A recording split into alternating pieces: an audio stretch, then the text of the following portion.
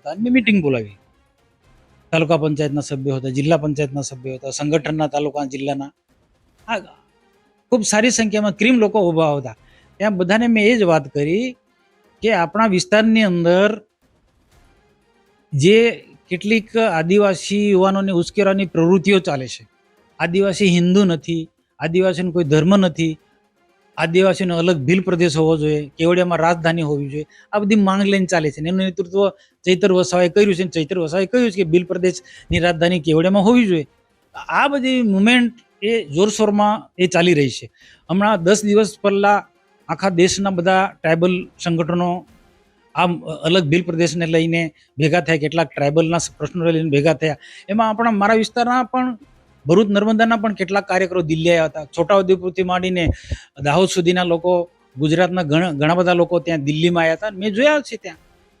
આ જે પ્રશ્નોને જો ગંભીરતાથી નહીં લઈએ ને આ મુવમેન્ટને કોઈને કોઈ રોકે ના, તો આવનારા દિવસોમાં રાજકીય ક્ષેત્રમાં છે એટલે ભાજપને નુકસાન થાય.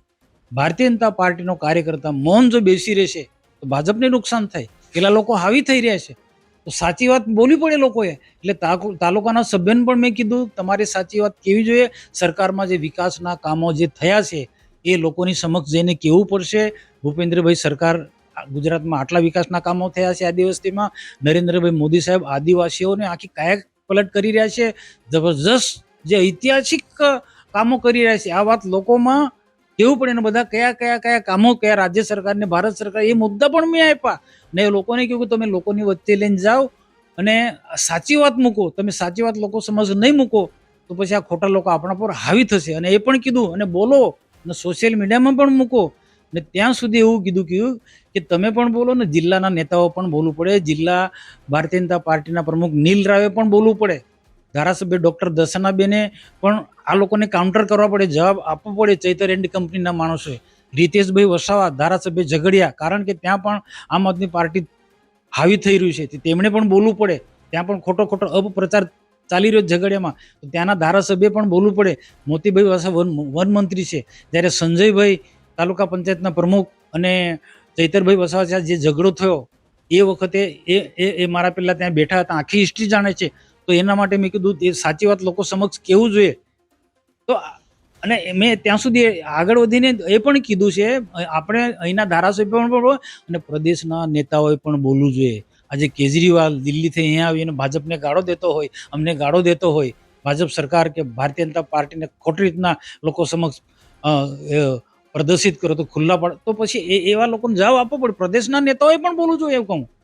પ્રદેશના નેતાઓએ પણ આમ આદમી પાર્ટીને કોઈને કોઈ રીતના આને યોગ્ય જવાબ આપવો જોઈએ. મેં બહુ જાહેર સભાની અંદર ગઈકાલે આ વાત કરી અને બહુ ક્લિયર છે. આજે ચૈતરભાઈ જે વસાવા જેલમાં છે, એના કરેલા કામો 19 જેટલા ગુનાના કારણે એ જેલમાં છે, છતાં મારા પર આરોપ આવે છે.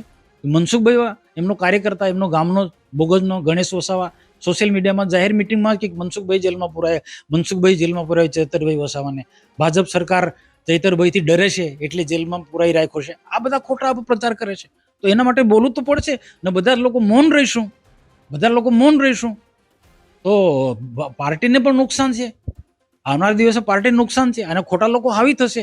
એટલા માટે જ કીધું બધા લોકોએ બોલવું પડે. દર્શનાબેને બી બોલવું પડે, મોતીભાઈ બી બોલવું પડે, નીલ રાવે બી બોલવું પડે અને રીતેશભાઈ વસાવાએ પણ બોલવું પડે અને પ્રદેશના નેતાઓએ પણ બોલવું પડે. મેં બહુ ઓપનલી વાત કરી અને હું સ્પષ્ટ માનું છું, જો નહીં બોલે આ બધા નેતાઓ તો આવનારા દિવસોમાં સાચી વાત લોકોને સમજણ નથી પડતી, ખોટી નેગેટિવ વાત લોકો સુધી પહોંચવાની છે.